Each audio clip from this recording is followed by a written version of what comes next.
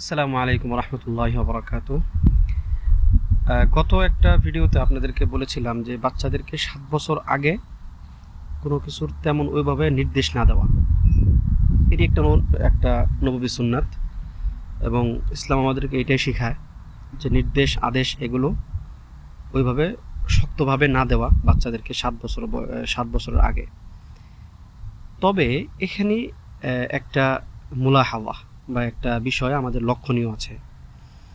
এটা হচ্ছে আপনি তাদেরকে ইলম শিখাবেন না, ওই সময়ে জোর জবরদস্তি ইলম শিখাবেন না এবং ওইভাবে কোনো কঠোর হবেন না। তবে আদব শিক্ষা দেওয়ার বেলায় বাচ্চাদেরকে ওই সময়টাতে ছেড়ে দিবেন না। এটা অনেকের একটা ভুল মেসেজ যেতে পারে যে বাচ্চা ঘরের জিনিসপত্র ভাঙচুর করতেছে, আপনি হাসতেছেন, তাকে আপনি ভাঙচুর করতে দিচ্ছেন।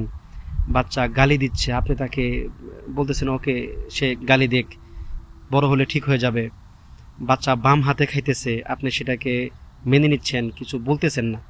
একটা হচ্ছে ইলম, একটা হচ্ছে আদাব। আদাব বাচ্চাদেরকে ছোট কাল থেকে শেখাতে হবে। একদম যখন একটা ছোট্ট বাচ্চা, তাকে তখন থেকে আপনি আদব শেখাবেন। যেমন নবী সাল্লাল্লাহু আলাইহি ওয়াসাল্লাম একদিন খাবারের পাত্র নিয়ে বসছেন, তার সঙ্গে অন্যান্য সাহাবীগণ আছেন। তো এক বাচ্চা সেখানে গিয়ে হাত ঢুকিয়ে দিছে মাঝখানে, খাবারের মাঝখানে। তখন তিনি তার হাতটা ধরে ফেললেন, বললেন যে এর সঙ্গে এখন শয়তান আছে। এবং তিনি অন্য এক ঘটনায় বললেন যে ইবনে আব্বাস রাদিয়াল্লাহু আনহুকে বলতেছেন, অথবা অন্য কোনো এক সাহাবীকে, ইয়া গুলাম সাম্মিল্লাহ, হে বাচ্চা, তুমি যখন খাবার খাবে তখন আল্লাহর নাম নাও, এবং ওয়াকুল বিয়ামিনিক ওয়াকুল মিম্মা ইয়ালিক, এবং তুমি তোমার ডান হাতে খাও আর তোমার পাশে যা আছে প্লেটের যে অংশটা তোমার কাছাকাছি তুমি সেখান থেকে খাও। বাচ্চারা একটু এদিক সেদিক হাত দিতে চাইবে।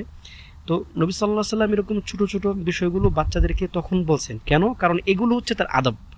এই আদবগুলো তাকে বলে বলে শেখাতে হবে। তাকে আপনি ছেড়ে দিবেন না। বাচ্চা খুব রাগ করতেছে, আপনি তাকে খুব হাসতেছেন, সে খুব গালি দিচ্ছে, আপনিও মানে তার সঙ্গে সঙ্গে রেসপন্স করতেছেন না। এইটা খুবই একটা ভুল কাজ। ঠিক আছে?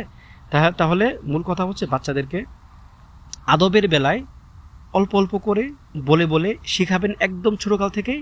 আর ইলমের বেলায় হচ্ছে সে আপনি ঘরে একটা ইলমের পরিবেশ রাখবেন, সে আস্তে আস্তে বিভিন্ন সূরা, দুই একটা দোয়া, তারপর কয়েকটা আরবি শব্দ, আপনার আরবি অক্ষর, এগুলো সে শিখে যাবে। আল্লাহ সুবহানাহু ওয়া তাআলা আমাদেরকে তৌফিক দান করুন। আমিন।